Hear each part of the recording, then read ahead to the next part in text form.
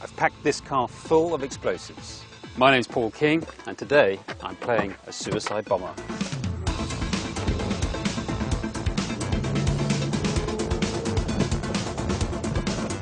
Okay, I'm approaching the target now, which is a big black Jeep.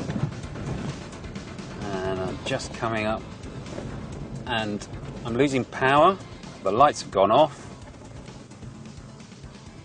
and the car is dead.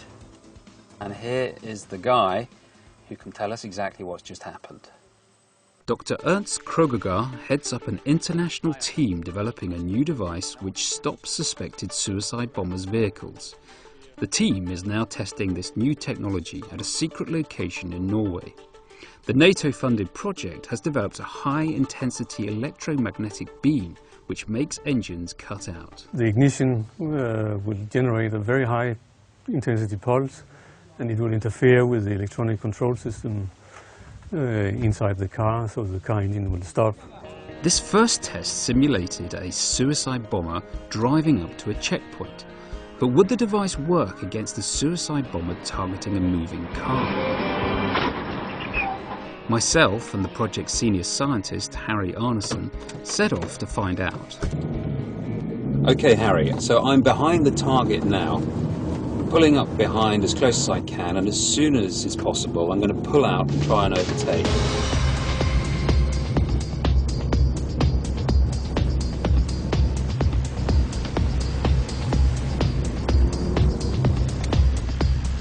What's going to happen is that when we get really close to it, they will fire the engine stopper, and the electromagnetic noise from the radiator will actually interfere with our engine and stop it. Okay, and that's exactly what's happened. Yes. So Harry, the system clearly works and it's come from this car here. What's the main advantage of using this sort of technique? Well, it's a fairly safe and simple way of doing it. And it's also non-lethal. It doesn't actually kill anyone, it doesn't harm anyone, and it doesn't really harm the vehicle much either. The next question is, can the device defend against attacks on water? In the year 2000, terrorists launched a suicide attack against the USS Cole, ramming it with a boat packed full of explosives. 17 US personnel were killed. In this test, the device is mounted on the back of a vehicle facing a lake as a jet ski prepares to launch a simulated suicide attack. So Jostein, how does this work then? Well, try to push that button. This one here, okay. Yeah, go ahead. There you go.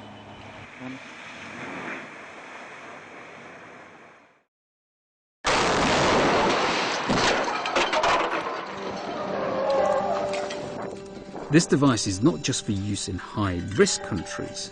At 3:25 on the afternoon of the 22nd of July, 2011, Oslo was hit by an enormous car bomb. It had been planted by Anders Behring Breivik outside the Prime Minister's office. And Norwegians clearly still remember that day well. We thought it was a gas explosion of some kind. I fell over, so I thought maybe it felt like an earthquake. I come home and I turn on the TV, and I sat there for the rest of the day and the next day. I think we were really taken by surprise that something like that could happen. So we were in shock, I think, yes.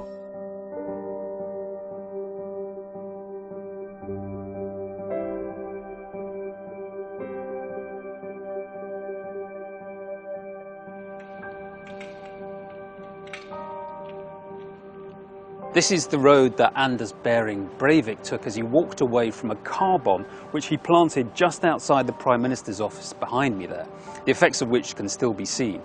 8 people were killed instantly, 209 injured, the worst atrocity on Norwegian soil since the Second World War. And Norway has not suffered alone. In Madrid, Spain, in 2004, 191 commuters were killed by bombs set off by mobile phones. This new technology that's being tested could jam similar bombs, and not just conventional ones. This is an example for a chemical or a biological bomb. You can pollute drinking water, for example, remote control. Okay, you have the equipment in your hand. Could you just show us how you would activate this? Yeah. So you've just got a couple of controls on the remote, and that could be chemical weapon, biological weapon. Yes. And all done from some distance. Chemical, biological, radiological, or nuclear. We can kill it. In NATO's Science and Technology Organization, nations can share their knowledge, their experts and their means. The uniqueness of this event is that it brings together in one trial all possible applications of this technology. Finally, the team tests to see if the device can defend against bombs mounted on drones. With the drone's electronics successfully jammed, the team now know that any terrorist planning this kind of attack will face a new kind of obstacle.